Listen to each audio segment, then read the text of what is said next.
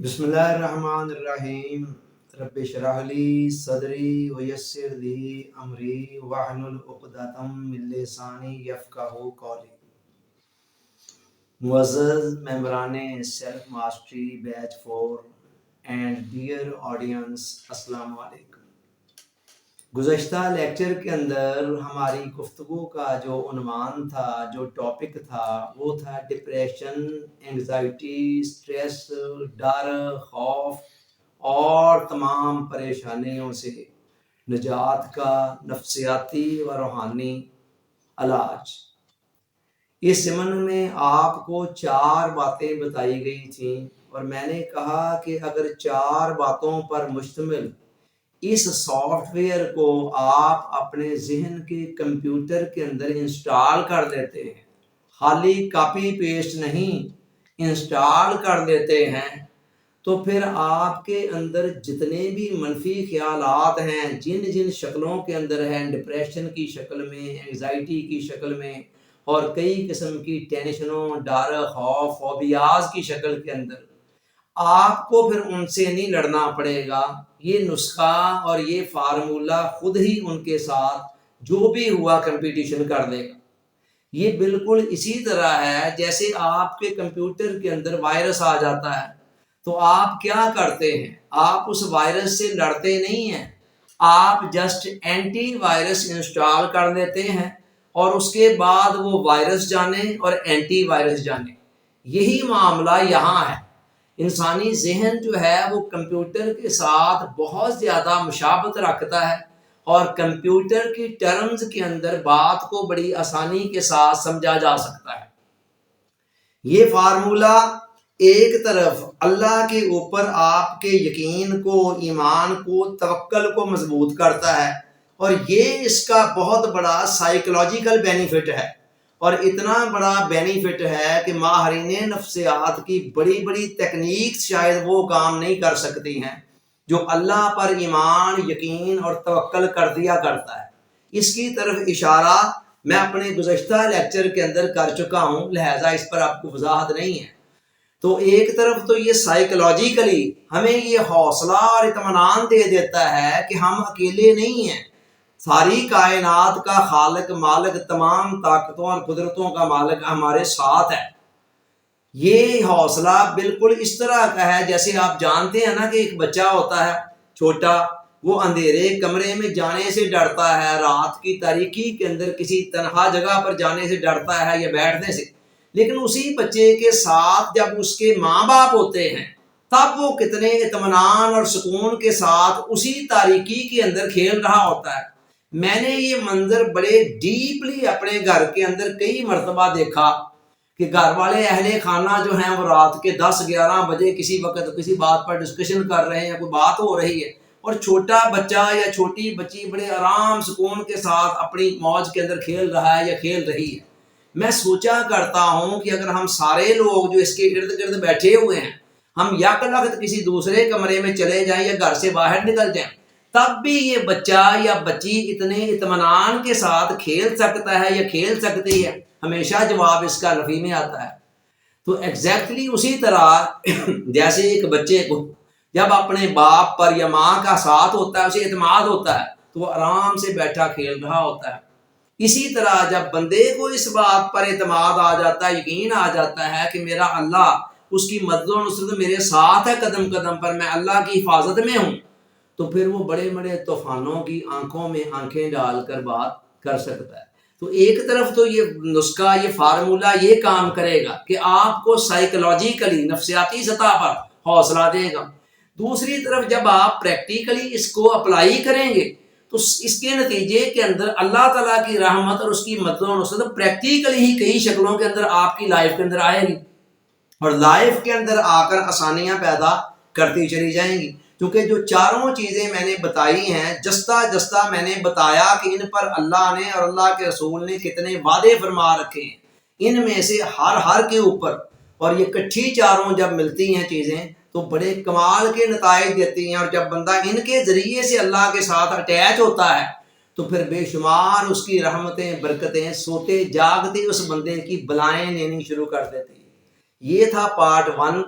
اب ہم آج کے اس لیکچر کے اندر پارٹ 2 کی طرف جا رہے ہیں، اور پارٹ 2 کے اندر بھی میں آپ کو 4 چیزیں ہی بیان کرنے جا رہا ہوں، اور وہ بھی 4 ایسی ہیں کہ جن کو اگر آپ اندر انسٹال کر لیتے ہیں تو کل والا پورشن اور آج والا یہ نسخہ، یہ دونوں چیزیں مل کر آپ کے اندر نفسیاتی طور پر، روحانی طور پر اور باطنی طور پر اتنی مضبوطی اور اتنی طاقت پیدا کر سکتی ہیں۔ آج جس ڈپریشن سے، جس انگزائٹی سے، جس سٹریس سے، جس قسم کے فوبیات سے آپ ڈرتے ہیں اور ان کے سامنے آپ آنکھ نہیں اٹھا پاتے، آپ کے لیے ایک ڈرونا خواب ہوتے ہیں، انہی کی آپ آنکھوں میں آنکھیں ڈال کر انشاءاللہ بات کیا کریں گے، اور آپ اپنے ماضی کو دیکھ کر حیران ہوا کریں گے، کبھی میں ایسے بھی ہوا کرتا تھا، اور زندگی کے راستوں کے اوپر آپ کے لیے بڑی آسانیاں پیدا ہوتی چلی جائیں گی۔ اب یہ نسخہ، یہ فارمولہ کیا ہے؟ میں نے کل کے نسخے کے اندر بتایا تھا کہ یہ اکیلا بھی بہت ہے، اور جب میں نے اسپیچ کا اینڈ کیا تو میرے اپنے لختے جگر نور نظر محمد شہباز نے مجھے کہا کہ پاپا اس 1 گھنٹے کی لیکچر کے اندر اتنا سکون اندر آ گیا ہے، اتنی ٹھنڈ پڑ گئی ہے کہ بڑے بڑے عقدے، بڑے بڑے مسئلے حل ہو گئے ہیں، تو اب آپ نے اس ضمن میں اور کیا کہنا ہے؟ میں نے کہا بیٹے آگے آگے دیکھیے ہوتا ہے کیا۔ چلیے آج ہم چلتے ہیں اس طرف کہ وہ 4 باتیں اور کون سی ہیں کہ جو کل والی 4 کے ساتھ مل جائیں تو ایسے کمال کے نتائج آپ کی لائف کے اندر پیدا کر دیں کہ آپ حیران رہ جائیں، اور آپ نے تو کیا حیران ہونا، دوسرے بھی حیران ہو جائیں گے انشاءاللہ۔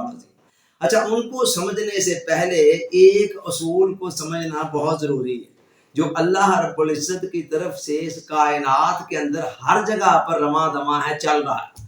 وہ اصول کیا ہے؟ وہ ہے اصول خیر کا اصول۔ سمپل سی اس کی ڈیفینیشن سمجھ لیں، پھر میں اس کی آگے تشریح کرتا ہوں۔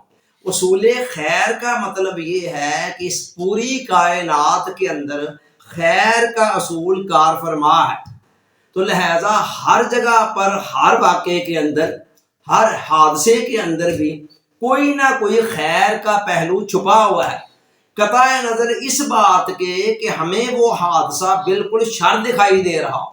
یہ بالکل ایسے ہی ہے جیسے ایک مکان کسی نے بنانا ہوتا ہے نئے سرے سے، تو پہلے پرانا ہو چکا ہوتا ہے، تو مکان کو گرا رہا ہوتا ہے۔ جب وہ گرا رہا ہوتا ہے تو پورے مکان کے اوپر ویرانی ہی ویرانی ہوتی ہے، برا حال، ساری بنی بنائی چھتیں ادھیڑی جا رہی ہوتی ہیں، دیواریں گرائی جا رہی ہوتی ہیں، مٹی اڑ رہی ہے، سب کچھ ہی بے ترتیب ہو گیا۔ اب ایک 2-4 سال کا بچہ اگر اپنی عقل سے یہ سمجھنا چاہے تو وہ کہے گا یہ کیا تماشا ہے جی، بنتا بناتا جو ہے مکان بنا بنایا اس کو گرایا جا رہا ہے، اس میں بھلا کیا بہتری ہو سکتی ہے؟ لیکن جو بندہ اس کو گرا رہا ہے اسے پتا ہے کہ اس میں کیا بہتری ہے آگے چل کر، اور پھر آگے چل کر واقعی بہتری نکل بھی آتی ہے۔ 2-4 مہینوں کے بعد نئے مٹیریل کے ساتھ وہی مکان نئی آب و تاب کے ساتھ جب چمک دمک کر لش پش کرتا ہوا ایک نیا مکان بن جاتا ہے، تب پتا چلتا ہے کہ وہ جو تخریب تھی نا اس وقت کی توڑ پھوڑ، اگر وہ توڑ پھوڑ نہ ہوتی تو یہ تعمیر مارز وجود میں نہیں آ سکتی تھی، یہ تعمیر مارز وجود میں نہیں آ سکتی تھی۔ اس کے لیے ضروری تھا پہلے وہ تخریب ہو۔ اب قرآن مجید کے اندر آپ جانتے ہیں کہ حضرت موسیٰ علیہ السلام اور خضر علیہ السلام کا واقعہ بڑا تفصیل کے ساتھ بیان کیا۔ اس کے اندر کچھ 3 واقعات ایسے ہوتے ہیں کہ جہاں موسیٰ علیہ السلام خدا کے جلیل القدر پیغمبر ہیں، مگر ان کے نالج کے دائرے سے وہ باہر کے واقعات تھے۔ تو حضرت خضر علیہ السلام اللہ کے اذن سے وہ کام کر رہے ہیں، اچھے بڑے کھیلتے کودتے بچے کو قتل کر دیتے ہیں، ایک اچھی بڑی کشتی کے اندر سوراخ کر دیتے ہیں، ایک ایسا شہر جہاں وہ گئے ان کو بھوک لگی ہوئی ہے، تو شہر والوں نے ان کو کھانا تک نہ پوچھا، نہ کوئی صحیح سلوک کیا، اور خضر علیہ السلام دیکھتے ہیں وہاں ایک دیوار گر رہی ہے، خضر علیہ السلام اس کو بنانا شروع کر دیتے ہیں۔ موسیٰ علیہ السلام ہر واقعے پر حیران ہوتے ہیں، اور اینڈ پر پھر خضر علیہ السلام ان کی وضاحت کرتے ہیں کہ یہ تینوں کام میں نے کیوں کیے۔ اس پر حضرت ابو انیس صوفی برکت علی صاحب رحمۃ اللہ علیہ مقالات حکمت میں فرماتے ہیں کہ اگر اس واقعے کے اندر جو حکمتیں تھیں پیچھے پوشیدہ، وہ اللہ تعالیٰ خود قرآن کے اندر بیان نہ کر دیتا تو ہمیں تو قیامت تک سمجھ نہ آتی کہ کیا حکمتیں تھیں. تو یہ اللہ نے بیان کر دی تو ہمیں پتہ چل گیا کہ اچھا اچھے بھلے کھیلتے کودتے بچے کو قتل کرنے کے اندر کیا بینیفٹ تھا. اسی طرح وہ اچھی بھلی کشتی کو اندر سوراخ کر دینے میں، اس کو ایک داغدار کر دینے کے اندر کیا بینیفٹ تھا. تو ایگزیکٹلی اسی طرح ہم یہ کہہ رہے ہیں کہ پوری کائنات کے اندر خیر کا اصول رائج ہے. جہاں جہاں جو کچھ آج تک آپ کے ساتھ ایکسیڈنٹس ہو چکے ہیں، جو آپ کے ساتھ مس ہیپ ہو چکے ہیں، جن پر آپ جلتے ہیں، کڑتے ہیں، پریشان ہوتے ہیں، لیکن آپ کو نہیں پتا ہے ان سب کے اندر پیچھے خالق کائنات کا دستے قدرت خود کام کر رہا تھا، اور ہر واقعے کے اندر آپ کے لیے کوئی نہ کوئی خیر پشیدہ.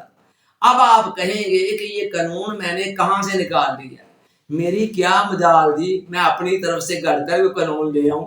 میں نے یہ قانون قرآن سے لیا ہے. آئیے ذرا تھوڑا سا اس قانون کی ڈیپتھ میں جا کر دیکھتے ہیں، اور ابھی چند منٹوں کے بعد آپ کی بھی سمجھ میں آ جائے گی کہ واقعی اس کائنات کے اندر خیر کا اصول ہی ہر جگہ پر رائج ہے. قرآن مجید کی ایک آیت آپ نے کئی دفعہ پڑھی سنی ہوگی، قرآن کے اندر دیکھی ہوگی، لیکن مسئلہ یہ ہے ہم قرآن کو بس طوطے کی طرح رٹے رٹائے انداز کے اندر پڑھتے ہیں، ڈیپتھ میں جا کر نہیں دیکھتے ہیں. جبکہ قرآن جگہ جگہ پر کہہ رہا فلا تتفکرون، تم تفکر کیوں نہیں کرتے ہو، افلا تتدبرون، تم میرے قرآن کے اندر تدبر کیوں نہیں کرتے ہو، غور و فکر کے سمندروں کے اندر غوطہ زن کیوں نہیں ہوتے. آئیے دیکھیں وہ قرآن کی آیت کون سی ہے. اللہ کہتا ہے قل اللہم مالک الملک، اے میرے بندے تو یہ کہہ دے کہ اے اللہ تو ہی تمام بادشاہیوں کا، تمام سلطنتوں کا، تمام طاقتوں اور قدرتوں کا مالک ہے. یہ اس آیت کا پہلا حصہ ہے جہاں سے ایک نقطہ ہمارے سامنے آ رہا ہے. کون سا؟ کہ اس کائنات کے اندر جو کچھ بھی ہے اس سب کچھ کا خالق، مالک اور بلا شرکت غیرے اس کے اوپر تصرف رکھنے والا اس کا مالک اللہ ہے. اللہ کے علاوہ کوئی نہیں ہے. قرآن نے اس حقیقت کو جگہ جگہ پر فرمایا تبارک اللہ جی بیدہ الملک، برکت والی ہے وہ ذات جس کے ہاتھ میں ہے بادشاہی، وہو علی کل شیء قدیر، اور وہ زمینوں اور آسمانوں پر قدرت، ہر چیز پر قدرت رکھنے والی ہے. تو یہاں بھی اللہ نے فرمایا، اور کئی جگہوں پر حضور علیہ السلام نے فرمایا انا للہ ما اخذ ولہ ما آتا. اللہ تعالیٰ جو کچھ کسی بندے سے واپس لیتا ہے وہ بھی اللہ کا ہی ہوتا ہے، بندے کا نہیں ہوتا ہے جو اللہ نے لے لیا. وَلَهُ مَا آتا، اور جو کچھ کسی بندے کو دیتا ہے وہ بھی خدا کا ہی ہوتا ہے جو دیتا ہے. ٹھیک ہے، بندے کا کچھ نہیں ہے. اور آپ غور کریں کہ جب ہمارا کوئی فوت ہو جاتا ہے، اور فوت ہونے کے علاوہ بھی حضور علیہ السلام نے فرمایا بیٹھے بیٹھے تمہارا چراغ گل ہو گیا، تم پڑھو انا للہ و انا الیہ راجعون. اس میں کیا ہے؟ اس کا مطلب بھی یہی ہے. انا للہ کا مطلب ہے کہ ہم بھی، ہمارے عزیز و اقارب بھی، ہمارے مال و دولت بھی، کلو ہم ساری کی ساری چیزیں اللہ کے لیے، و انا الیہ راجعون، اور ہم سب نے اسی کی طرف لوٹ کر جانا ہے. بندے کو تسلی دی جا رہی ہے کہ اگر آج تمہارا یہ عزیز تم سے جدا ہو کر چلا گیا ہے تو ایک تو یہ سوچو کہ کوئی دشمن نہیں لے کے گیا ہے، اللہ ہی لے کے گیا ہے، جس کا وہ مال تھا وہ لے گیا ہے. اور دوسرا یہ ہے کہ یہ سوچو کہ یہ جو جدائی ہے یہ بھی کوئی مستقل نہیں ہے. جدھر بندہ گیا ہے، ہمارا عزیز و اقارب ہم سے جدا ہو کر جدھر گئے ہیں ادھر ہی کل کو ہم بھی جانے والے ہیں، وہاں جا کر پھر ملاقات ہو جائے گی. تو پہلا نقطہ کیا نکلا اس آیت کے اندر سے کہ پوری کائنات کا خالق مالک بلا شرکت غیرے اونلی ون ہستی ہے اور وہ اللہ ہے. لہذا جو کچھ بھی میرے پاس ہے، ایمن میرا وجود اور میرے وجود کے علاوہ سوئی سے لے کر ہوائی جہاز تک جو چیزیں بھی میرے پاس ہیں، ساری کی ساری چیزوں کا مالک بھی اللہ ہے، اور پوری کائنات کے اندر بلا شرکت غیرے اسی کی حکمرانی ہے، اسی کی قدرت ہے، اور اس کی مرضی اور منشا کے بغیر دنیا کے اندر ایک پتا بھی نہیں ہل سکتا ہے. ٹھیک ہے، یہ بات ہم ذہنی طور پر تو مانتے ہیں، زبانی کلامی تو مانتے ہیں. جس دن یہ بات دل میں اتر گئی نا اس دن حال بدل دے گی. میں اسی لیے تو انسٹال کرنے کی بات کر رہا ہوں، کاپی پیسٹ کی میں بات ہی نہیں کر رہا ہوں. میں کہہ رہا ہوں اس کو انسٹال کریں اندر، انسٹال جو چیز ہو جاتی ہے وہ ہماری پرسنالٹی کا حصہ بن جاتی ہے۔ اچھا جی، یہ یہاں تک آتے آتے یہ ایک نقطہ اس آیت سے نکل آیا کہ پوری کائنات کے اندر اللہ کا حکم چل رہا ہے، کسی صحرا کے اندر ریت کا ایک ذرہ بھی اللہ کی مرضی اور منشا کے بغیر حرکت نہیں کر رہا ہے۔ دنیا کے کسی ویران سے ویران دور دراز کے علاقے کے اندر بھی کسی درخت سے ایک پتا بھی اللہ کی مرضی منشا اس کے قانون کے بغیر نہیں گر رہا ہے۔ آئیے اب آگے چلتے ہیں اسی آیت کے اوپر۔ پورا قانون جو ہے ابھی یہ اس کا ایک پہلا جز آیا ہے۔ نیکسٹ کیا ہے؟ تو تل ملکا منتشا و تنزع الملکا من منتشا، بندے سے کہلوایا جا رہا ہے کہ تو یہ اس بات کا اعتراف کر۔ پہلا کیا تھا کہ تو اس بات کو مان کہ اللہم مالک الملک، اے اللہ تو تمام بادشاہیوں کا مالک ہے۔ آگے کیا کہا جا رہا ہے کہ بندے یہ کہہ تو تل ملکا منتشا و تنزع الملکا منتشا من منتشا، جس کو تو چاہتا ہے سلطنت، بادشاہی، حکومت، اختیار، اقتدار عارضی طور پر دے دیتا ہے۔ وَتَنزِعُ الْمُلْكَ مِمَّنْ تَشَاءُ، اور جس سے چاہتا ہے اقتدار کو، اختیار کو، بادشاہی کو، سلطنت کو واپس لے لیتا ہے یہاں سے۔ اور آگے ساتھ ہی وَتُعِزُّ مَن تَشَاءُ، جس کو تو چاہتا ہے عزت دے دیتا ہے۔ وَتُذِلُّ مَن تَشَاءُ، اور جس سے چاہتا ہے عزت چھین کر اس کو ذلیل کر دیتا ہے، اس کو ذلت دے دیتا ہے۔ یہاں سے دوسرا نقطہ کیا سامنے آیا؟ دوسرا نقطہ یہ آیا سامنے کہ اللہ جس کو بھی جو کچھ مل رہا ہے اللہ کے دینے سے مل رہا ہے، اور جس سے بھی جو کچھ چھن رہا ہے وہ اللہ کے چھیننے سے چھن رہا ہے۔ جس کو بھی عزت مل رہی ہے وہ بھی اللہ کی طرف سے مل رہی ہے، اور جس سے بھی عزت چھن رہی ہے وہ بھی اللہ کی طرف سے، اللہ کے اذن سے، اللہ کی مرضی منشا سے چھن رہی ہے۔ چاہے بظاہر کوئی بھی سبب ہو سامنے، کوئی بندہ ہو سکتا ہے، کوئی اور واقعہ ایسا ہو سکتا ہے، لیکن پسے پردہ اللہ کی حکمت، اللہ کی مرضی منشا اور اس کی مشیت جو ہے جو کام کر رہی ہے۔ تو اللہ کے سب، اور قرآن کے اندر، حدیث کے اندر جگہ جگہ پر یہ بات آتی ہے وَإِن يَمْسَسْكَ اللَّهُ بِضُرٍّ فَلَا كَاشِفَ لَهُ إِلَّا هُوَ، اے بندے اگر اللہ تجھے کوئی دکھ، تکلیف، مصیبت پہنچانے چاہے تو اس کے سوا اس کو کوئی دور نہیں کر سکتا۔ وَإِن يُرِدْكَ بِخَيْرٍ فَلَا رَادَّ لِفَضْلِهِ، اور اگر اللہ تعالیٰ تجھے کوئی خیر پہنچانی چاہے تو اس کے فضل کو ساری کائنات اگر مل کر بھی آ جاتی ہے اور کہتے ہیں کہ ہم نے اللہ کو، فلاں بندے کو یہ خیر، یہ بھلائی نہیں عطا کرنے دینی، تو کوئی اس کو روک نہیں سکتا ہے۔ اور حضور علیہ السلام کی دعاؤں میں سے ایک دعا، اللہم لا مانع لما آتیت، اے اللہ لا مانع لما آتیت، جو چیز تو کسی کو دینا چاہے اس کو کوئی بندہ روک نہیں سکتا ہے۔ کوئی بندہ کیا، ساری کائنات، مخلوقات مل کر بھی آ جائے وہ روک نہیں سکتا۔ اللہم لا مانع لما آتیت ولا موتی لما منعت، اور جو کچھ تو نہ دینا چاہے ساری کائنات اگر مل کر بھی دینا چاہے اسے دے نہیں سکتی۔ ولا ينفع ذا الجد منک الجد، اور تیرے مقابلے کے اندر کسی بھی بندے کی کوئی کوشش، کوئی کاوش، کوئی ہیلا، کوئی نتیجہ پیدا نہیں کر سکتا۔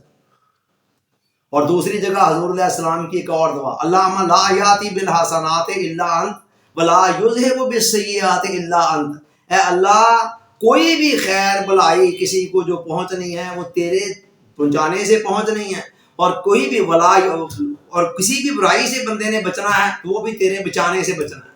اللہ حاضر قیاس، قرآن اور حدیث کے اندر جگہ جگہ پر یہ چیزیں آتی ہیں، اس مضمون کی آیتیں آتی ہیں، حدیثیں آتی ہیں۔ قرآن کہتا ہے ما من دابۃ الا هو آخذ بناصیتها، کہ کوئی زمین پر چلنے والا جاندار ایسا نہیں ہے جس کی پیشانی کے بالوں سے اللہ تعالیٰ نے اسے مضبوطی کے ساتھ پکڑا اور جکڑا ہوا نہ ہو، پکڑا اور جکڑا ہوا نہ ہو۔ اب آپ دیکھیں نا کہ ہم کسی کے بالوں سے، ہم کسی کو مضبوطی سے پکڑ لینا، اس کے لیے ہلنا جلنا بڑا مشکل ہو جاتا ہے، ہلے گا تو اس کو درد ہوگی۔ تو اللہ جس کے بالوں کو پکڑ لے وہ بیچارہ کیا کر سکے گا، اور وہ کیا کر سکے گا، ذرا سوچے نا۔ اور حضور علیہ السلام فرماتے ہیں کہ بندوں کے جو دل ہیں وہ رحمان کی 2 انگلیوں کے درمیان ہے، تمثیل کے ذریعے سے واضح کیا۔ اللہ جدھر چاہتا اڑتا پڑتا رہتا ہے۔ میرے متعلق اگر کسی کے دل میں کوئی مہربانی، ہمدردی کا خیال ہے وہ بھی اللہ کا پیدا کیا ہوا، اور اگر میرے متعلق کسی کے اندر کوئی نفرت کا خیال ہے، لوگ مجھ سے پسند نہیں کرتے ہیں، تو بے شک بظاہر تو وہ لوگ ہیں سامنے، لیکن پیچھے اللہ کی اپنی مرضی اور منشا ہی کام کر رہے ہیں۔ یہ حقائق جن لوگوں کے دلوں میں اتر جاتے ہیں، پتہ وہ کیا کہتے ہیں؟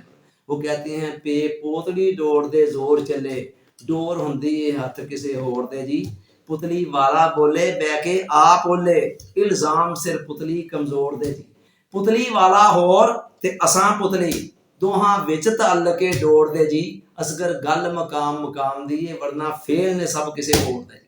وہ ہر واقعے کے اندر پیچھے خدا کی مرضی اور منشا اور مشیت کو دیکھتے ہیں۔ حضرت واصف علی واصف رحمۃ اللہ علیہ ایک واقعہ بیان کرتے ہیں۔ سرمد نام کے ایک بزرگ ہیں، غالباً سندھ کے کسی علاقے میں ان کا مزار ہے۔ مغلیہ خاندان کا کوئی عہد تھا، بادشاہ وقت ان سے ناراض ہو گیا، ان کو پھانسی کی سزا دے دی۔ تو پھر کیا ہوا، جب جلاد پھندا لے کر ان کے سامنے آیا ان کو پھانسی دینے کے لیے، تو سرمد صاحب نے ایک نظر اس جلاد کو دیکھا جو سامنے پھندا لے کر کھڑا تھا، اور دوسری نظر اوپر آسمان کی طرف، خدا کی طرف دیکھا، اور دیکھ کر آسمان کی طرف منہ کر کے مسکرا کر کہنے لگے کہ تو جس روپ میں مرضی آ جا، ہم اسی روپ میں تجھے جانتے ہیں۔ یعنی مطلب یہ ہے کہ وہ جلاد کو نہیں دیکھ رہے تھے، جلاد کے پیچھے خود اس خالق کائنات کی مرضی منشا کو دیکھ رہے تھے، اور سوچ رہے تھے کہ یہ نہیں ہے بندہ، پیچھے وہ ہے۔ اب غور کریں، ہم کتے کو اگر پتھر مارے تو کتا بھونکنا شروع کر دیتا ہے، وہ بھونکتا کس پر ہے؟ پتھر پر بھونکتا ہے یا ہمارے اوپر بھونکتا ہے؟ ہم اگر کتے سے کہیں کہ یار ہمارے ساتھ کیوں ناراضگی کا مظاہرہ کر رہے ہو، تمہیں تو وہ پتھر آ کر لگا ہے، میں کون سا آ کر لگا ہوں؟ میں اگر کتے سے یہ کہوں کہ میرا کیا قصور ہے بھائی، اس پتھر سے جا کر پوچھو جو آ کر تمہیں لگا ہے، وہ کہتا تم اتنے ہوشیار چلاک نہ بنو، مجھے پتا ہے پیچھے تم ہو۔ میں کئی مرتبہ اس منظر کو دیکھ کر سوچا کرتا ہوں، یا اللہ جتنی معرفت اس کتے کے پاس ہے، کاش اتنی معرفت مجھے بھی نصیب ہو جائے۔ اس کتے کو پتا ہے، جانور کو یہ پتا ہے کہ بے شک لگ مجھے پتھر رہا ہے، لیکن پتھر کا قصور کوئی نہیں ہے، پیچھے کوئی اور ہے، تو جو پیچھے ہے وہ پیچھے والے کی طرف دیکھتا ہے۔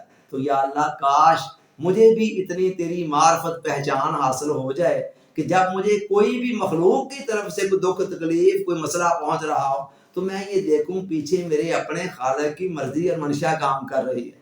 لو جی یہاں تک آتے ہوئے دو چیزیں ہو گئی ہیں، اب ایک چیز اور ابھی ملنی ہے، کیونکہ آیت کے اندر بھی ابھی ایک حصہ پیچھے باقی ہے نا، ان تین حصوں نے ملنا ہے نا، تو پھر ہمارا اصول خیر جو ہے نا وہ واضح ہو جائے گا اور آپ کو اس کی سمجھ آ جائے گا۔ تو دوسری چیز اب یہاں تک آتے کیا ہو گئی ہے، دوبارہ دوہرا لیں۔ پہلا کیا تھا کہ پوری کائنات کا خالق مالک بلا شرکت غیر اللہ ہے، اور دوسرا کیا، جس کو بھی جو کچھ مل رہا ہے اللہ کے دینے سے، جس سے جو کچھ چھن رہا ہے اللہ کے چھیننے سے۔ بظاہر دنیا دارالاسباب ہے، لہذا اللہ تعالیٰ جو کام بھی یہاں کرتا ہے نا اسباب کے پردے میں کرتا ہے۔ اس نے جس کو بھی کچھ دینا ہوتا ہے اسباب کے پردے میں دیتا ہے، جس سے کچھ لینا ہوتا ہے اسباب کے پردے میں لیتا ہے۔ ایون بندے کو موت دے کر اپنی طرف بلانا ہے، وہاں بھی کوئی نہ کوئی سبب بنا دیتا ہے۔ لو جی ہارٹ اٹیک ہو گیا، لو جی بخار ہو گیا تھا، اترنے کا نام ہی نہیں لے رہا تھا، یہ ہو گیا وہ ہو گیا، ایکسیڈنٹ ہو گیا، کوئی نہ کوئی سبب بنتا ہے نا، پیچھے اس کی اپنی مرضی اور منشا ہوتی۔ اب آئیے تیسرے اور آخری حصے کی طرف اس آیت کے، بیادک الخیر، کمال کی بات ہے۔ کیا؟ بیادک الخیر، یا اللہ تیرے ہاتھ کے اندر خیر ہے، تیرے ہاتھ میں خیر ہے۔ اب تھوڑا سا ذرا رک کر غور کر لیں، جو اسلوب کلام پیچھے سے چلا آ رہا ہے اس اسلوب کلام کا تقاضا یہ تھا کہ اس آیت کے اندر یہ بات ہوتی کہ بیادک الخیر والشر، یا اللہ تیرے ہاتھ میں خیر ہے اور تیرے ہی ہاتھ میں شر ہے۔ کیسے؟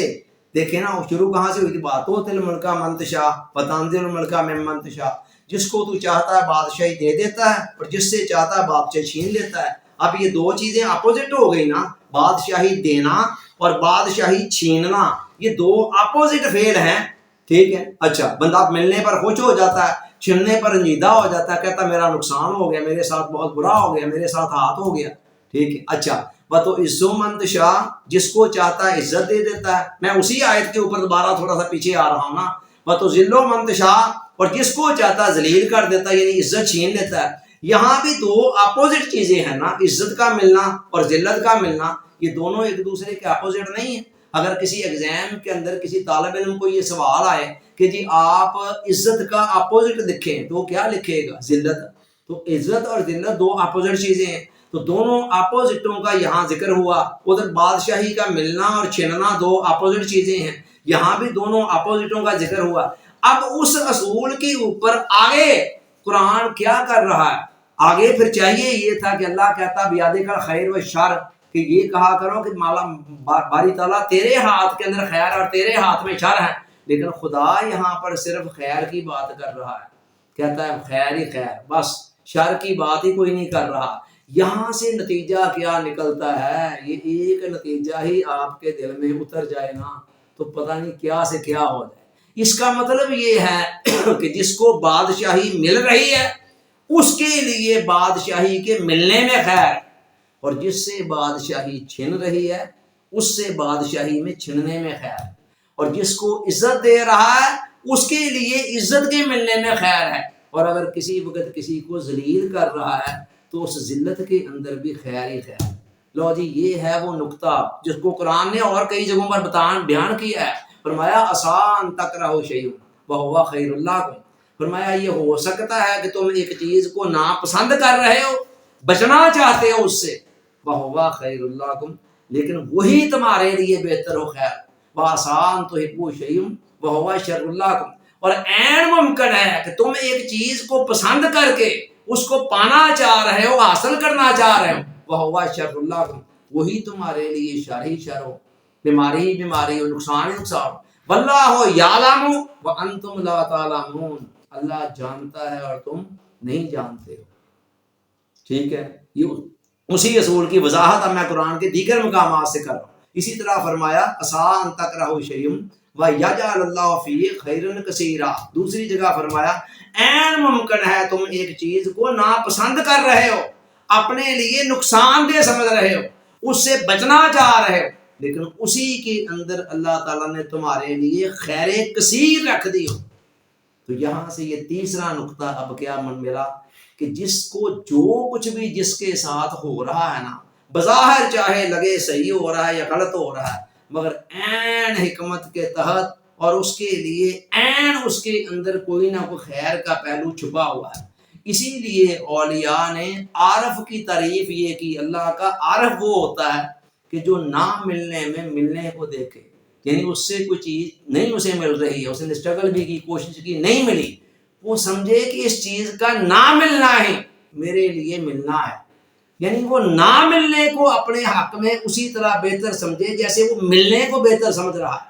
اور اسی کو ہمارے پنجابی کے صوفی شاعر صوفی اصغر صاحب نے کہا، فے فقر حال جدوں ہوندا وارد تدوں اپنا پرایا ایک ہوندا، یعنی فقیری والا حال روحانیت کی آنکھ جب کھلتی ہے تو اپنا پرایا ایک ہوندا، گھاٹا ہوندا وعدہ ہوندا گھاٹا، ایتھے دون سوایا ایک ہوندا، جلوہ یار دا ہر شے نظر آندی، ایتھے کھویا تے پایا ایک ہوندا، اصغر حق دا جتھے مقام ہوندا اوتھے گیا تے آیا ایک ہوندا، کیا جانا اور کیا آنا ایک ہی تصویر کے دو رخ نظر آنے لگتے ہیں سکے۔ اچھا جی، ایک ہی سکے کے دو رخ دکھائی دیتے ہیں۔ تو لو جی اب تیسرا نقطہ شامل ہو گیا اور ہمارا اصول خیر مکمل ہو گیا۔ اینڈ اس آیت کا ہو رہا ہے انک علی کل شیء قدیر، تو ہر چیز پر قادر ہے، یہیں سے بات شروع بھی ہوئی۔ تو تین نقطے ہیں یہ مل کر اصول خیر بنتے ہیں۔ اب ان تین نقطوں سے مل کر جو اصول خیر بنا ہے وہ اگر ہمارے اندر اتر جائے، اور تینوں کیا ہیں؟ نمبر ایک، ساری کائنات کا خالق مالک تصرف بلا شرکت غیر اللہ ہے۔ نمبر دو، جس کو جو کچھ دے رہا ہے وہ وہی دے رہا ہے، جس سے جو کچھ چھن رہا ہے اس کی مرضی منشا اور حکمت کے تحت چھن رہا ہے۔ اور نمبر تین، خدا سراپا خیر ہے، وہ جو بھی کر رہا ہے خیر ہی ہے، خیر ہے۔ جے سونا میرے دکھ وچ راضی تے میں سکھ نوں چلے ڈاواں، جب بندے کی آنکھ کھلتی ہے، باطنی آنکھ، جس کی طرف اشارہ کرتے ہوئے علامہ نے کہا تھا دلے بینا بھی کر خدا سے طلب، کہ آنکھ کا نور دل کا نور نہیں ہے، اندر والی آنکھ جب کھلتی ہے نا تو پھر صاف پتہ چلنا شروع ہو جاتا ہے کہ اللہ تعالیٰ جو بھی کر رہا ہے خیر کر رہا ہے، پوری کائنات کے اندر اسی کی حکومت ہے، اسی کے تحت یہ نظام چل رہا ہے، اور وہ جو بھی کر رہا ہے نا بہتر کر رہا ہے۔ لو جی آئیے اب اس اصول خیر کو سمجھ کر اب ہم آگے چلتے ہیں، اور وہ 4 چیزیں جو آپ کو میں بتانے جا رہا ہوں اب ہم ان کی طرف چلتے ہیں۔ وہ 4 چیزیں یوں سمجھ لیں آپ کے پاس 4 ہتھیار ہیں، جیسے کل والے میں نے کہا تھا ہتھیار ہیں، اور ہتھیار کی قدر و قیمت اسی وقت ہوتی ہے جب کوئی اس سے استعمال کیا جاتا ہے۔ کلاشنکوف آپ کے گھر میں پڑی ہوئی ہے، کوئی چور ڈاکو خدا نہ خاصہ آ جاتے ہیں، اگر وہ استعمال ہی نہیں ہو سکی تو پھر اس کا ہونا یا نہ ہونا ایک برابر ہوتا ہے۔ تو کوئی بھی چیز کی قدر و قیمت جو ہے نا اس کے استعمال پر ہوتی ہے۔ اسی طرح کوئی بھی ہتھیار آپ کے پاس ہے، جب تک آپ اسے استعمال نہیں کریں گے اس کا کوئی نتیجہ، اس کا ہونا نہ ہونا ایک برابر ہوگا۔ تو یہ 4 چیزیں یہ ایسی ہیں کہ اگر سمجھ کے اندر آ گئیں، انسٹال کر لینا آپ نے اندر، تو بے شمار ڈر، خوف، وہم و وسوسوں کے مقابلے میں یہ آپ کی طرف سے کافی ہو جائیں گی، اور ساتھ ہی ساتھ دنیا اور آخرت کی بہت ساری سعادتیں اور بڑھائیاں بھی آپ حاصل کرنے کے قابل ہو جائیں گے۔ اچھا، آگے بڑھنے سے پہلے ایک چیز نوٹ کر لیں کہ خدا نے ہمیں اپنی عبادت کے لیے پیدا کیا ہے، پریشان ہونے کے لیے پیدا نہیں کیا ہے۔ دیکھیں جب بندہ پریشان ہوتا ہے اس وقت کیا عبادت اس نے کیا کرنی ہے؟ جی کر سکتا ہے عبادت بندہ پریشان یکسوئی کے ساتھ؟ اور دنیا کا کام کوئی کیا کرنا ہے؟ وہ تو کہتا ہے میں نے انسان کو اپنی عبادت کے لیے پیدا کیا ہے۔ اس کا مطلب یہ ہے کہ اس کی مرضی اور منشا نہیں ہے کہ میرا بندہ پریشان۔ بندہ پریشان کب ہو رہا ہوتا ہے؟ جب خدا کے کسی قانون کو توڑتا ہے، فطرت کے کسی قانون کو توڑتا ہے، تب وہ ضمیر کا بوجھ جو اس کے پریشان کرتا ہے۔ اور یا پھر اس وقت ہوتا ہے جب کوئی لا علمی، جیسے یہ قانون میں بیان کر رہا ہوں، ان کا بندے کو کوئی علم نہیں ہوتا ہے، تو بندہ اپنی کم علمی، اپنی جہالت یا اپنی لا علمی کی قیمت ادا کر رہا ہوتا ہے پریشانی کی صورت کے اندر۔ اسی لیے نالج کی اتنی زیادہ اہمیت ہے۔ تو اللہ تعالیٰ نے ہمیں پریشان ہونے کے لیے نہیں بھیجا ہے، اپنی عبادت کے لیے بھیجا ہے۔ چلیں جی اب آگے چلتے ہیں۔ بتانا چاہتا ہوں کہ جتنی ہماری پریشانیاں ہیں نا سب کا تعلق ٹوٹلی 3 زمانوں سے ہے، ٹھیک ہے؟ اب میں پریکٹیکلی بتانے جا رہا ہوں ٹیکنیکس کے کیا کیا یوز کرنی ہے، کس پریشانی کو کیسے ہم نے ڈیل کرنا ہے۔ جتنی بھی ہماری زندگی کیا ہے وقت سے عبارت ہے، اور وقت یا زمانہ یہ 3 ہوتے ہیں۔ آپ سب جانتے ہیں کہ ماضی ہے، ایک پریزنٹ ہے حال، اور ایک فیوچر ہے مستقبل۔ تو یہ 3 زمانے ہیں، 3 کے علاوہ چوتھا زمانہ کوئی بھی نہیں ہے۔ جتنی بھی ہماری پریشانیاں ہیں، ٹینشنیں ہیں، الجھنیں ہیں، مسئلے مسائل ہیں، ان سب کا تعلق کسی کا تعلق ماضی کے ساتھ ہوگا، کسی کا تعلق زمانہ حال کے ساتھ ہوگا، اور کسی کا تعلق آنے والے فیوچر کے ساتھ ہوگا۔ تو اب کرنا کیا ہے؟ اب جو 4 نکاتی فارمولہ بتانے جا رہا ہوں ان میں سے ہم نے دیکھنا ہے کس زمانے سے تعلق رکھنے والا مسئلہ ہے، وہاں پر اس کو اپلائی کرنا ہے۔ ان 4 چیزوں میں سے ایک چیز جو ہے نا وہ ماضی کے حوالے سے ہے، ایک مستقبل کے حوالے سے ہے، اور 2 چیزیں زمانہ حال کے حوالے سے۔ تو لہذا جس بھی زمانے کا جو بھی خیال، جو ٹینشن، جو پریشانی آپ کو ستائے گی، آپ آرام سے اس ہتھیار کو لے کر، اس اوزار کو لے کر اس کا مقابلہ کر رہے ہیں۔ چلیں سب سے پہلے شروع کرتے ہیں ماضی سے۔ ماضی کیا ہے؟ ماضی ہماری زندگی کا وہ حصہ ہے جو گزر چکا ہے اور اب اس نے پلٹ کر کبھی بھی نہیں آنا۔ لیکن ہوتا کیا ہے؟ ماضی کے اندر ہم سے کئی غلطیاں، کوتاہیاں، لغزشیں ایسی ہو چکی ہوتی ہیں جن کا کافی ہمیں خمیازہ بھگتنا پڑا ہوتا ہے، اور کئی مرتبہ اس کا خمیازہ زمانہ حال کے اندر بھی بھگت رہے ہوتے ہیں۔ یعنی کوئی ایسی غلطی کوتاہی ہو گئی جس کے نتیجے کے اندر جو نقصان ہوا وہ خالی ماضی تک نہیں رہا ہے، وہ چلتے چلتے حال تک آتا ہے، اور حال کے اندر ہماری زندگی کے اندر کسی نہ کسی شکل کے اندر وہ چل رہا ہوتا ہے۔ یہ ہے ماضی۔ اب ہوتا کیا ہے؟ ہم ماضی کے اندر واپس نہیں جا سکتے۔ ماضی کے اندر اگر ہم جلنا اور کڑنا شروع کرتے ہیں، اور عام طور پر لوگ یہی کرتے ہیں، پچھتاتے ہیں، ہوئے ہوئے یار فلاں وقت میں کاش میں نے یہ نہ کیا ہوتا، اور کاش میں نے وہ نہ کیا ہوتا، کاش میں ایسے کر دیتا، کاش میں ویسے کر دیتا۔ لیکن یہ ساری باتیں جلنے سے، کڑنے سے بندہ ماضی میں واپس تو نہیں جا سکتا۔ کوئی بھی بندہ اپنے ماضی میں واپس نہیں جا سکتا۔ مزے کی بات یہ ہے کہ دنیا کے بڑے بڑے جینیس مائنڈ لوگ بھی اور بڑے بڑے عقل مند لوگ بھی جن کی عقل مندی پر اور جینیسنیس پر ہمیں رشک آتا ہے، ان کی ماضی کے اندر بھی کئی غلطیاں اور کوتاہیاں ہوتی ہیں۔ ماں کے پیٹ سے مجھے بتائیں کون سیکھ کر آتا ہے؟ جب بچہ پیدا ہوتا ہے اس میں علم کتنا ہوتا ہے، عقل کتنی ہوتی ہے؟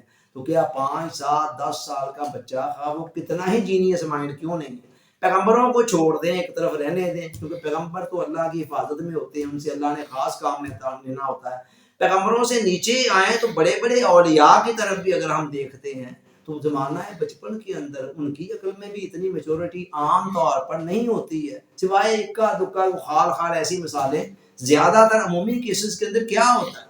تو لہذا 5 7 8 10 15 سال تک کا بچہ کئی قسم کی مسٹیک کرتا ہے، اور مسٹیکس اس لیے آتی ہیں کہ وہاں سے کوئی سبق سیکھا جائے، اور سبق سیکھ کر اسے اپنی آئندہ کی لائف کے اندر شامل کر کے زندگی اپنے ویژن کو وسیع کیا جائے اور زندگی کو بہتر گزارنے کے اصول سیکھے جائیں۔ تو لہٰذا کوئی بڑے سے بڑا جینیس مائنڈ بھی ایسا نہیں ہے جس کی زندگی کی ماضی کے اندر کمیاں اور کوتاہیاں نہیں ہیں۔ یہ نہ سمجھیں کہ یہ آپ کی لائف کے اندر ہی ہیں، جن لوگوں پر آپ کو رشک آتا ہے نا ان کی لائف کے اندر بھی ماضی میں ہے۔ ہاں ایسے ہے کسی کی زندگی میں کم ہے، کسی کی زندگی میں زیادہ ہے، کمیاں کوتاہیاں یا غلطیاں لغزشیں، لیکن ہیں صحیح۔ پھر کسی کی زندگی کے اندر ایک طرح کی ہو سکتی ہیں، کسی میں دوسری طرح کی ہو سکتی ہیں بہرحال سب کے اندر۔ اب کیا ہے، ماضی کے اوپر نہ ماضی میں ہم کوئی واپس جا سکتے ہیں، نہ واپس جا کر ان غلطیوں کوتاہیوں کو درست کر سکتے ہیں۔ تو اس کا حل کیا ہے؟ جلنے اور کڑنے میں کیا ہوگا، پچھتانے میں کیا ہوگا؟ سوائے اس کے کچھ بھی نہیں ہے کہ ہم اپنا خون جلاتے رہیں اور اپنی نفسیاتی اور روحانی توانائی کو اور قیمتی وقت کو ضائع کرتے چلے جائیں، برباد کرتے چلے جائیں، اور کئی قسم کے روگ لگا کر بیٹھ جائیں، جیسے کہ بہت سارے لوگ لگا کر بیٹھے ہوئے ہیں۔ تو اس کا پھر حل کیا ہے؟ اس کا ایک ہی حل ہے، زندگی والا راستہ صرف ایک ہے، اور اس کو کہتے ہیں استغفار۔ کہ جب بھی ماضی کا کوئی خیال، بڑے سے بڑا کوئی نقصان آپ کی لائف میں ہو گیا، بڑی سے بڑی غلطی ہو گئی، خدا کہتا فکر نہ کر میرے بندے، جب تک تیری سانسیں چل رہی ہیں نا میں نے توبہ کا دروازہ چوپٹ کھول کر رکھا ہوا ہے، جب مرضی آ۔ میں یہ نہیں کہوں گا اب آ گیا ہے 80 سال کی ایج میں بھی آ جا، میری رحمت آگے بڑھ کر تجھے اپنی آغوش میں لے لے گی۔ تو لہٰذا میری رحمت سے مایوس نہیں ہونا ہے، تو توبہ کا دروازہ ہمیشہ تمہارے لیے کھلا ہوا ہے، اور کھلا رہے گا کب تک؟ جب تک تیرے جسم کے اندر جان ہے، تیری سانسیں چل رہی ہیں۔ جب اللہ تعالیٰ نے اتنی سہولت، اتنی مہلت دی ہوئی ہے، اور وہ کہتا ہے تو وہ اللہ توبہ نصیحہ کہ نصوحہ، اللہ کی بارگاہ میں سچی توبہ کرو، اور کہتا ہے میں تمہاری ان اللہ یغفر الذنوب جميعا، میں سارے کے سارے گناہ معاف کر دوں گا، چاہے وہ پہاڑوں برابر ہے، اس لیے کہ رحمتی واسعت کل شیء، میری رحمت جو ہے نا وہ تمہارے گناہوں کے اوپر حاوی ہے۔ اچھا جی، تو یہ جب یہ سچویشن ہے تو ماضی کو آپ نے اگر فرض کرے کبھی دیکھنا ہے نا تو صرف عبرت کے لیے، نصیحت کے لیے، وہاں سے کوئی سبق حاصل کرنے کے لیے، جلنے کے لیے بالکل نہیں، کڑنے کے لیے بالکل نہیں، پچھتانے کے لیے بالکل نہیں۔ بند کر دیں ماضی کے دروازوں کو۔ کتنا سارا وقت ہے جو ہمارا ماضی میں ضائع ہو رہا ہے کسی کام، نہ کسی دھی کے کام، نہ پت کے کام۔ تو لہذا آج کے بعد ماضی کا جو بھی منفی خیال ہمیں آئے، کوئی بڑے سے بڑی بلنڈر مسٹیک ہم سے ایک ہو گئی ہے، 100 ہو گئی ہیں، 1000 ہو گئی ہیں، لاکھ ہو گئی ہیں، یا 1 کروڑ ہو گئی، اب یہاں ایک اور کویشچن پیدا ہوتا ہے کہ چلو ٹھیک ہے بندہ توبہ غلطی سے معاف ہو جائے گی، ٹھیک ہے، لیکن یہ ہے کہ اس کے نتیجے میں فرض کریں جسمانی صحت کو بہت نقصان پہنچ چکا ہے، یا اور کچھ معاملات، کوئی اور مالی نقصان ہو چکا ہے بندے کی غلطی کی وجہ سے، تو اس کا کیا مداوع ہے؟ تو قرآن کہتا ہے لِكَيْ لَا تَأْسَوْا عَلَىٰ مَا فَاتَكُمْ، جو کچھ چھن گیا ہے نا، چلا گیا نا، اس کا رنج نہیں لے کر بیٹھنا، اس لیے کہ جو کچھ چھن گیا ہے نا اس سے بہت زیادہ کچھ تمہارے خدا کے خزانوں میں موجود ہے، تم اور شکلوں کے اندر حاصل کر سکتے ہو۔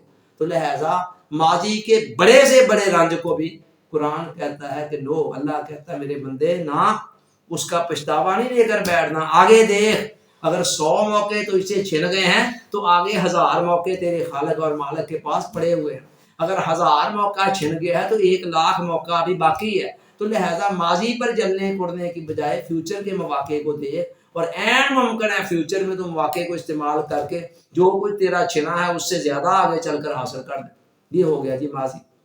اس کے بعد آ جائیں فیوچر کی طرف۔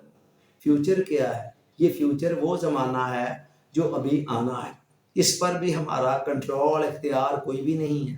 تو فیوچر کے حوالے سے ہمیں کئی مرتبہ کئی قسم کے اندیشے ہوتے ہیں، ڈر ہوتے ہیں، خوف ہوتے ہیں، ایسے نہ ہو جائے ویسے نہ ہو جائے۔ اچھا بعض اوقات یہ ڈر یا خوف کبھی کوئی حقیقی بھی ہوتا ہے، کوئی حقیقی معنوں میں کوئی واقعہ سامنے ایسے ہوتا ہے اگلے دن جس کا کوئی نتیجہ سامنے آنا ہوتا ہے، کوئی مقدمہ ہے اس کا فیصلہ سنایا جانا ہے، کوئی اور ایسی چیز ہے، تو کئی مرتبہ حقیقی بھی ہوتے ہیں، لیکن اکثر و بیشتر فیوچر کے جو ڈر خوف اندیشے ہیں نا وہ بے بنیاد ہی ہوتے ہیں۔ مور دین 80%، بڑے محتاط الفاظ میں استعمال کر رہا ہوں، یہ مور دین 80% کا، ورنہ علم نفسیات کا مائنڈ سائنس کا تو کہنا ہے 98% خدشے ایسے ہی فیوچر کے بے بنیاد ہی ہوتے ہیں اور کبھی پورے نہیں ہوتے۔ تو لہذا آپ علم نفسیات پہ بھی نہ جائیں، مجھ پہ بھی نہ جائیں، آپ ایسے کریں ذرا اپنی جھانک کر دیکھیں نا آپ کی اب تک کی لائف کے اندر فیوچر کے حوالے سے آپ کو کیسے کیسے خدشے رہے ہیں، ایسے نہ ہو جائے ایسے نہ ہو جائے ویسے ہو گیا تو کیا بنے گا، مجھے بتائیں ان میں سے کتنی مرتبہ ویسے ہوا ہے۔ لیجیے آپ کا اپنا مشاہدہ اس کی تصدیق کر دے گا اور بتا دے گا کہ ہاں جی بالکل واقعی ایسے تو کچھ نہیں ہوتا ہے۔ بہت مرتبہ ہم ڈر رہے تھے، لرزا تھے، پریشان تھے، ٹینشن تھے، لے رہے تھے کہ فلاں معاملہ ایسے ہوگا تو کیا بنے گا، ویسے ہوگا تو کیا بنے گا، جیسے ہی ہم سوچ رہے تھے ویسے تو کوئی بھی نہ ہوا۔ تو تب آپ مان جائیں گے جب آپ اپنے مشاہدے کی طرف دیکھیں گے واقعی مور دین 80% جو ہے نا خدشے ہمارے فیوچر کی بنیاد ہوتے ہیں۔ تو فیوچر کا پھر حل کیا ہے؟ استعاذہ، اللہ کی پناہ میں آ جانا، ٹھیک ہے، استعاذہ اللہ کی پناہ میں آ جانا۔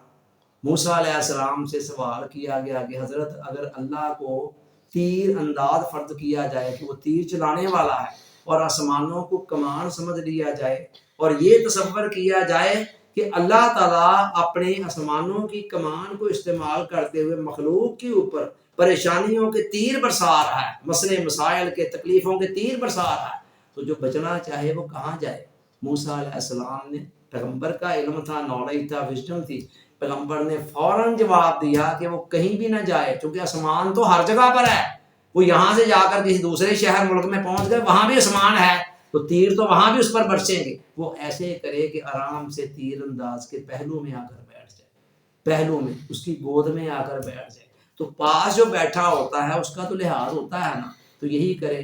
اور یہی کچھ کیا ہے وہ مسنون اذکار صبح و شام کے جو آپ کو بتائے ہوئے ہیں، جو کل والے نسخے میں تھے، یہ استغفار جو میں نے بتائی یہ بھی کل والے نسخے میں موجود ہے، تو یہ دیکھیں کتنی آسانی ہو گئی ہے۔ آج جو 4 چیزیں بتا رہا ہوں پریکٹیکل استعمال کے لیے کہ کس کس قسم کے خیال کا کس طرح مقابلہ کرنا ہے، تو وہ ان میں سے وہ 2 چیزیں وہی ہیں جو کل والے نسخے کا بھی حصہ ہے، وہاں کسی اور رنگ میں ہی آئی تھی، آج یہاں کسی اور پریکٹیکل استعمال کے پوائنٹ آف ویو سے آ رہی ہیں، اور آپ کو بتایا جا رہا ہے کہ آپ فیوچر کے حوالے سے وہی صبح و شام کے جو اذکار بطور خاص جن میں پناہ، اور اس کے علاوہ کئی دعائیں ہیں حضور علیہ السلام کی، آپ عام نمازوں کے بعد جو دعا مانگتے ہیں اس میں بھی کوئی ایسی دعا شامل کی جا سکتی ہے، مثلا اللہم انی اعوذ بک من الہم والحزن، یہ جب دعا آپ مانگیں گے نا ہر نماز کے بعد صرف ایک دفعہ مانگ کر دیکھیں اور کیسی مرم آپ کے زخموں پر رکھی جاتی ہے۔ اللہم انی اعوذ بک من الہم والحزن، اے اللہ میں تیری پناہ مانگتا ہوں ہر قسم کے غم سے اور ہر قسم کی پریشانی سے، واعوذ بک من العجز والکسل، اور میں تیری پناہ مانگتا ہوں ہر قسم کی عاجزی سے، بے بسی سے، لاچارگی سے، اور ہر قسم کی سستی کاہلی سے، بے بسی سے۔ اچھا واعوذ بک من الجبن والبخل، واعوذ بک من الجبن والبخل، جبن کہتے ہیں بزدلی کو، بزدلی کو بخل کہتے ہیں کنجوسی کو، میں ہر قسم کی بزدلی سے بھی اور کنجوسی سے بھی تیری پناہ مانگتا ہوں۔ واعوذ بک من غلبۃ الدین وقہر الرجال، اور میں تیری پناہ مانگتا ہوں کہ میرے اوپر قرض زیادہ ہو جائے، قرضہ میرے اوپر سوار ہو جائے، اور میں تیری پناہ مانگتا ہوں کہ لوگ میرے اوپر غالب آ جائیں۔ ایک دعا کے اندر 8 چیزوں سے پناہ ہے، کیا کمال کی دعا ہے۔ بندہ ذرا شعور کے ساتھ ہر نماز کے ساتھ بے بسی کا اظہار کرتے ہوئے صرف ایک دفعہ مانگ کر دیکھیں ہیں اللہ سے، ایک دن کے اندر 5 مرتبہ، تو آپ کا کیا خیال ہے کہ ایک ایک چیز کو اللہ تعالیٰ 5 مرتبہ مانگ رہا ہے، اور وہ خدا جس نے وعدہ کر رکھا ہے کہ ادعونی استجب لکم، تم مانگنے والے بڑھو، میں قبولیت کا پہلے ہی وعدہ کر دیتا ہوں، کیا وہ اس کو یہ چیزوں سے پناہ نہیں دے گا؟ اللہ حاضر کیا، یہ تو ایک مثال ہے، اس طرح کی بیسیوں اور چیزیں بھی ہیں۔ مسنون اذکار کے اندر کئی چیزیں شامل ہیں، اور اس سے ہٹ کر دوسری دعاؤں کے اندر۔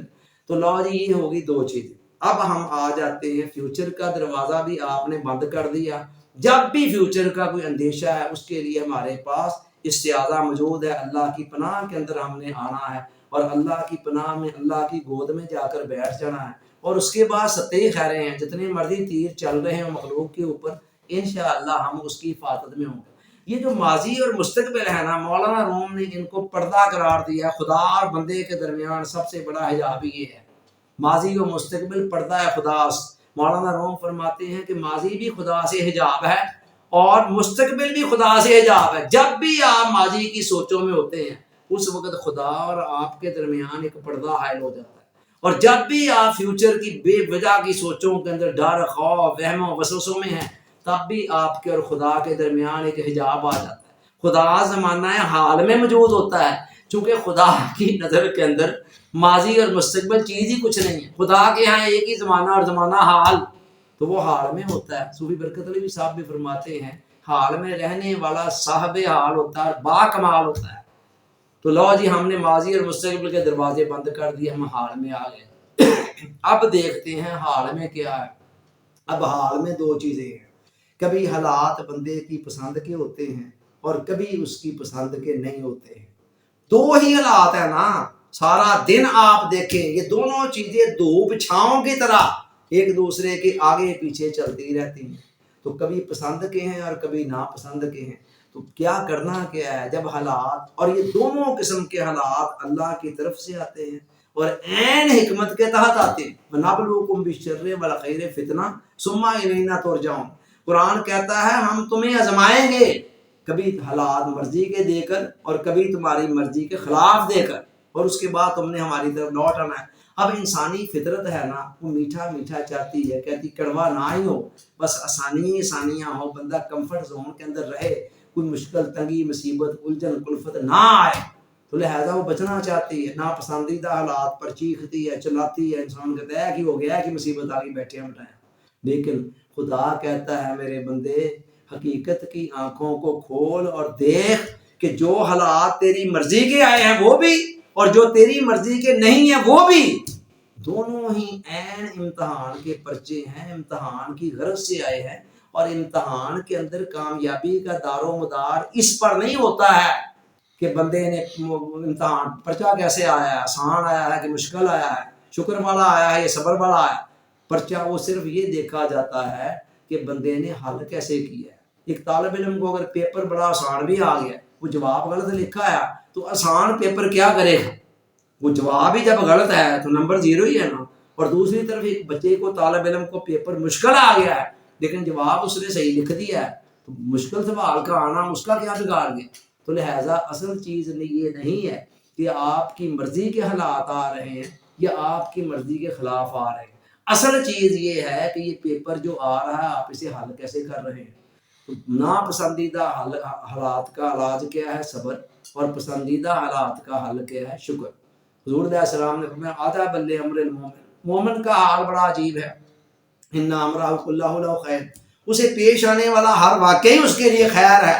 وہی خیر والا لفظ دوبارہ آ گیا یہاں حضور علیہ السلام کے لیے، فرمایا ان اصابتہ سرا شکر وکان خیر اللہ، اگر اسے کوئی آسانی ملتی ہے، راحت ملتی ہے، شکر کرتا ہے، اور یہ شکر کرنا اس کے لیے خیر بہتر ہو جاتا ہے۔ وَإِنْ أَصَابَتْهُ ضَرًّا صَبَرَ وَكَانَ خَيْرٌ لَهُ، اور اگر اسے کوئی تنگی، تکلیف، مشکل، خلاف تباہ کی صورتحال پیش آتی ہے، صبر کرتا ہے، اور یہ صبر کرنا اس کے لیے خیر کا باعث بن جاتا ہے۔ تو جب ہر صورت میں خیر ہی خیر ہے، یہ ایک ہی سکے کے 2 رخ ہیں، کچھ بھی نہیں ہے اس کے علاوہ۔ بصیرت والی آنکھ کھل گئی تو پھر یہ دونوں آپ کو ایک ہی سکے کے 2 رخ نظر آئیں گے، اس کے علاوہ کچھ بھی نہیں۔ تو لہٰذا اسی لیے واصف صاحب کہتے ہیں نا کہ غم ہو یا خوشی، دونوں ہی اللہ والوں کو اللہ کے اور قریب کر دیتے ہیں، دونوں اللہ والوں کو اللہ کے اور قریب کر دیتے ہیں۔ اللہ یہ چاہتا ہے کہ جب ناپسندیدہ حالات آئیں، ان حالات کو دیکھ کر اندر جو غصہ آتا ہے، اشتعال آتا ہے، جھنجھلاہٹ آتی ہے، ایک ہی ہو گیا، ایک ہی مصیبت آ گئی، اس کو بندہ کنٹرول کرے، اس کو کنٹرول کرنے کا نام صبر ہے۔ اور صبر کر کے اللہ کی بارگاہ میں ایسے ایسے درجات بھی ہیں جو کسی عبادت کے ذریعے سے حاصل نہیں ہو سکتے، وہ صرف صبر کے ذریعے حاصل ہونے ہیں۔ اسی لیے تو پیغمبروں کو بھی مصیبتیں آئیں کہ وہ درجات حاصل کرنے کا ذریعہ ہی ایک تھا اور صبر تھا۔ پیغمبر کون سا ہے پیغمبر جو سونے کا دمالہ منہ میں لے کر پیدا اور ساری زندگی جناب موجوں میں ہی رہا؟ ہر ایک کے لیے کچھ نہ کچھ مسئلے مسائل، بلکہ پیغمبروں کو بہت زیادہ تکلیفیں مصیبتیں الجھنیں آتی رہیں، وہ بہت زیادہ صبر کرتے رہیں اور بہت زیادہ اللہ کے قریب پہلے بھی تھے اور بعد میں بھی ہو جاتے رہیں۔ تو لہٰذا یہ صبر قرآن نے کہا انما یوفی الصابرون اجرهم بغیر حساب، ہم صبر کرنے والوں کو جو اجر دیتے ہیں بغیر حساب کے دیتے ہیں۔ انما یوفی الصابرون اجرهم بغیر حساب، ان کا سب اجر جو ہے بغیر حساب کے ہوتا ہے۔ اور حضور علیہ السلام نے فرمایا کہ ما اوتی احد شیئا اوسط من الصبر، کہ کسی بندے کو صبر سے بڑی کوئی شے نہیں ملی، تو کمال کی چیز ہے۔ اور دوسرا ہے کہ حالات آپ کی مرضی کے مطابق آ جائیں، مرضی کے مطابق آ جائے تو پھر شکر ہے۔ شکر کیا ہے؟ انسان اپنے دل میں اس بات کو محسوس کرے کہ میرے خدا نے میرے اوپر کتنی نعمتیں کی ہوئی ہیں، مجھے زندگی دی، صحت دی، عافیت دی، تندرستی دی، میری آنکھیں دی، کان دیے، زبان دی، اور اپنا وجود ہی اتنی بڑی نعمتوں کا منبع سرچشمہ ہے، باہر تو بعد میں بندہ دیکھے، اس پر ہی ساری زندگی شکر کرتا رہے تو شکر نہیں ادا ہو سکتا۔ تو بندہ دل میں کبھی شکر کرے، کبھی زبان سے شکر کرے، تو جب بھی اسی طرح سارا دن جب بھی وہ پسندیدہ حالات پیش آئے، مرضی کے مطابق سچویشن آ گئی، تو وہاں پر شکر کرے۔ اب آنی کسی نہ کسی ذریعے سے ہوتی ہے، لیکن پیچھے خالق کائنات مالک کائنات، اب یہ سپیچ کیا ہے؟ میرے ذریعے سے آپ تک پہنچ رہی ہے نا، لیکن یہ آپ کا مہربان خدا خود آپ کو ان باتوں کا پتہ لگوانا چاہتا تھا، اس نے مجھے پکڑ کر آپ کے سامنے بٹھا دیا۔ تو اسلام یہ کہتا ہے کہ جو کچھ بھی آپ کو مل رہا ہے وما بکم من نعمت فمن اللہ، جو نعمت بھی آپ کے پاس ہے وہ اللہ کی طرف سے۔ لیکن اتنا ہے کہ اسلام یہ بھی کہتا ہے کہ جس ذریعے سے مل رہی ہے نا، اس ذریعے کی قدر کرنا یہ بھی خدا کی قدر کرنے کے مترادف ہے۔ حضور علیہ السلام نے فرمایا من لم یشکر الناس لم یشکر اللہ، کہ جو بندوں کا شکریہ ادا نہیں کر سکتا ہے وہ خدا کا بھی نہیں کر سکتا ہے۔ نہ تو ہم نے ایسے کرنا ہے کہ بندوں کو ویسے ہی کچھ بھی نہیں ہو، ٹھیک ہے کوئی بندہ ہمارے ساتھ کوئی نیکی بھلائی کرتا ہے، وہ بھائی یہ تو اللہ کی مرضی سے ہو رہی ہے، تیرا کس لیے شکریہ ادا کرے، یہ بھی نہیں کرنا۔ اور یہ بھی نہیں کرنا ہے کہ بندوں کے ذریعے چیز مل رہی ہے اور سمجھنے کہ یہ بندے ہی دے رہے ہیں، نہیں، پیچھے دینے والا خدا ہی ہے۔ تو لہٰذا اس بات کو سمجھ لیا جائے، صبر اور شکر 24 آورز کی عبادت ہے۔ باقی ساری عبادتیں وقتی ہیں، نماز آپ ہر وقت نہیں پڑھ سکتے، روزہ آپ ہر وقت نہیں رکھ سکتے، حج آپ ہر وقت نہیں کر سکتے، زکوٰۃ ہر وقت نہیں کر سکتے، مگر صبر اور شکر 24 آورز کی عبادت۔ کیسے؟ ہر وقت یا تو آپ کی پسندیدہ صورتحال ہے یا پھر آپ کے مرضی کے مطابق صورتحال نہیں ہے، جو بھی ہے دونوں میں سے اس کو اپنا لیں۔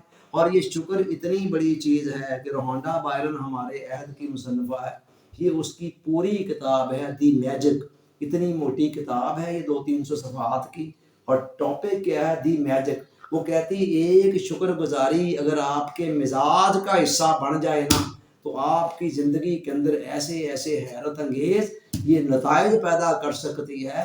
میریکل میں جادو، دی میجک جادو رکھا ہے اس کا کتاب کا نام، کہ جادو والے اثرات آ جائیں گے۔ روہانڈا بائرن ایک بات کر رہی ہے، اب آپ یہ دیکھیں کہ ہم آپ کو جو پیکج جو فارمولہ دے رہے ہیں یہ جسٹ اس کا شکر گزاری اس کا ایک حصہ ہے۔ کہنے کا مطلب یہ ہے کہ یہ شکر گزاری اتنی بڑی چیز ہے۔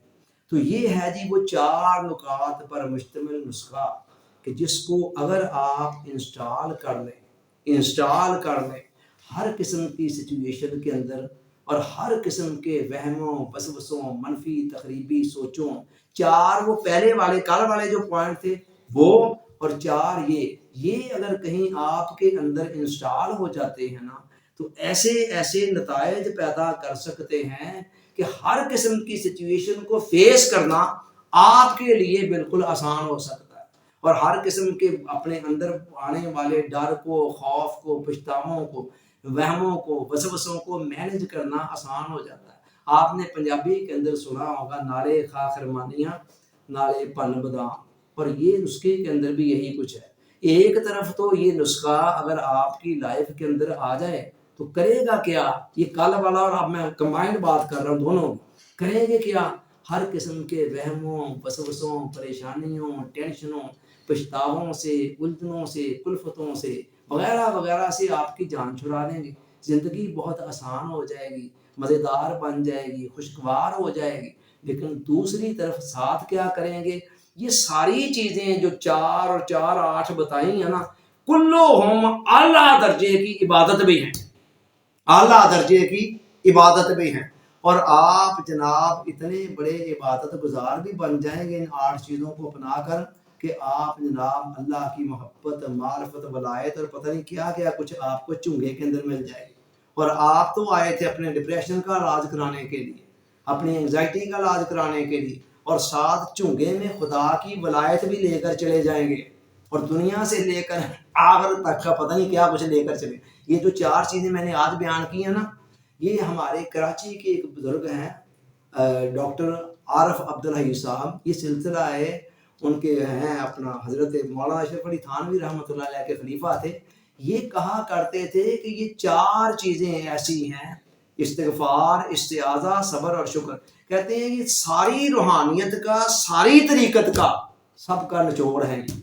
یعنی جو بندہ ان 4 کو تھام لے گا اس کے لیے روحانیت کی راہوں پر چلنا، اللہ کی محبت، معرفت کی راہوں پر چلنا آسان ہو جائے گا. تو ہم تو کر رہے ہیں اپنے ڈپریشن کا علاج، اپنے فوبیاز کا علاج، اپنے پریشانیوں کا علاج، کہ جو سیاپے ہمیں پڑے ہوئے ہیں، ہمارا ذہن جکڑا ہوا ہے، مشکلات بڑی ہوئی ہیں، ہم تو علاج کر رہے ہیں اس کا. لیکن علاج کرتے کرتے پتہ نہیں آگے چل کر کیا سے کیا کچھ ساتھ بائی پروڈکٹ کے طور پر تیلے دی بڈی کی ٹگا سر ملائی. جن چیزوں کو، جن چھوٹے چھوٹے مقاصد کو رکھ کر سامنے ہم ان نسخوں کو اپلائی کرنے جا رہے ہیں، وہ چھوٹے چھوٹے مقاصد تو ہمیں حاصل ہوں گے ہی، اور ساتھ پتہ نہیں کتنے کتنے بڑے مقصد ہیں جو دنیا سے لے کر آخرت تک ہمیں چنگے کے اندر بونس کے طور پر، انعام کے طور پر حاصل ہونے شروع ہو جانے ہیں. کیسا نسخہ ہے؟ نالے چوپڑیاں نالے 2 ٹھیک ہے. تو آپ یہ دیکھیں کہ اس کے لیے ضروری ہے استفادہ کے لیے کہ اس کو انسٹال کیا جائے، اندر اتار دیا جائے، اور ایک ہی دفعہ اتارنا ہے، کوئی بار بار تھوڑا اتارنا ہے روز روز. آپ کمپیوٹر کے اندر کوئی اینٹی وائرس انسٹال کرتے ہیں تو کوئی بار بار کرتے ہیں، یا کوئی اور سافٹ ویئر انسٹال کرتے ہیں تو ایک ہی دفعہ کرتے ہیں. ایک ہی دفعہ بندہ کر لے اور پھر ساری زندگی آرام سے موج میلے کریں اور انجوائے کریں اس سافٹ ویئر کو، اس سے استفادہ کریں. اچھا، یہاں آپ کے ساتھ ایک اور بات شیئر کرنی چاہتا ہوں. یہ کتاب ہے خیال کی طاقت، ایمیل کوئے اس کا رائٹر ہے. 1922 کے اندر یہ کتاب فرسٹ ٹائم عارض وجود میں آئی تھی. 1 صدی سے زائد کا عرصہ ہو گیا ہے 1922 سے. اس کتاب نے میری لائف کے اندر مجھے بہت کچھ سکھایا، سمجھایا. یہ بندہ ذہن کے اندر تک اتر کر اس نے بتایا کہ خیالات الجھتے کیسے ہیں. کہتا ہے جب بھی ہم کسی خیال کے ساتھ لڑتے ہیں نا، لڑ کر ہم اس کو سوار کر لیتے ہیں اپنے اوپر، پھر ایسے ہوتا ہے کہ وہ 24 گھنٹے ہمارے ذہن کے ساتھ چپک جاتا ہے اور جانے کا نام ہی نہیں لیتا ہے. تو ایمیل کوئے نے جو ہمیں حل بتائے، ان حلوں کے اندر ایک حل یہ ہے، وہ کہتا ہے جب بھی کسی یاس انگیز خیال سے، یعنی پریشان کن خیال سے، کسی منفی خیال سے آپ کا واسطہ پڑے، اندر ذہن کی سطح پر آئے، کہتا ہے قطع نظر اس کے وہ آپ کے اندر سے ہے، انر سے ہے یا باہر سے ہے. کئی مرتبہ خیال کا تعلق باہر سے، یار فلانا میرے نہ انجنا کر دے. کئی مرتبہ اندر سے ہوتا ہے، یار میرے کو انجنا ہو جائے. تو کہتا آپ اس کے ساتھ لڑے جھگڑنے والی غلطی نہ کریں، ورنہ وہ غالب آئے گا اور آپ مغلوب ہوں گے. اور یہی کچھ ہمارے ساتھ آج تک ہوتا ہے. کہتا کیا کریں؟ خاموشی کے ساتھ اپنی توجہ کو کسی اور طرف ڈائیورٹ کر دیں، موڑ دیں. میں نے آج سے کوئی 25 30 40 50 سال پہلے جب یہ چیزیں پڑھیں تو میں سوچتا تھا کہ موڑنا کیا اتنا آسان ہے، کیسے بندہ موڑ دے جی، کدھر موڑ دے خیال کرو. تو آج اللہ کا شکر ہے اس کتاب کے چھپنے کے 1 صدی بعد یہ خاکسار آپ کو جو نسخہ دے رہا ہے، اس میں اب آپ کے پاس یہ ایمیل کوئی والی بات جو ہے نا، بڑی آسانی کے ساتھ آپ اس کو امپلیمنٹ کر سکتے ہیں کہ جب بھی اب کسی خیال نے آنا ہے، آپ نے اس سے لڑنے نہیں بیٹھنا، نہ اس سے پریشان ہونے بیٹھنا، نہ اس سے مغلوب ہونے بیٹھنا ہے. خاموشی کے ساتھ بس اس انسٹال کیے ہوئے فارمولے کی طرف دھیان کریں. ہلکا سا آپ دھیان کریں گے تو کیا ہوگا، اس کا زور خیال کا شدت اس کی ٹوٹ جائے گی، اور لڑ کر جو آپ ہلکان ہو جاتے تھے وہ سر پہ سوار ہو جاتا تھا، وہ سر پہ سوار نہیں ہوگا. چند مرتبہ جب ایسے ہوگا پھر کیا ہوگا؟ پھر خیالات آہستہ آہستہ خود آپ کے ذہن کا راستہ ہی بھول جائیں گے. وہ کہیں گے یہاں تو ہمیں اب گھاس ڈالنے والے کوئی نہیں ہے. تو فائدہ کیا بھائی؟ جہاں قدر نہیں ہے وہاں جا کر کرنا کیا ہے؟ تو لہذا پھر وہ آپ کے ذہن کا راستہ بھول جائیں گے اور آپ پرسکون ذہن کے اندر اپنی بیٹرمنٹ کے لیے، اپنے ارد گرد کے لوگوں کی فلاح و بہبود کے لیے، اپنے رب کو راضی کرنے کے لیے اپنی من پسند زندگی گزار رہے ہوں گے. 1 گھنٹہ ہمارا پورا ہو گیا ہے. اللہ تعالیٰ مجھے بھی آپ سب کو یاد رکھنے عمل کی توفیق عطا فرمائے. آمین ثم آمین. Thank you very much. خوش رہیں، سلامت رہیں، آباد رہیں.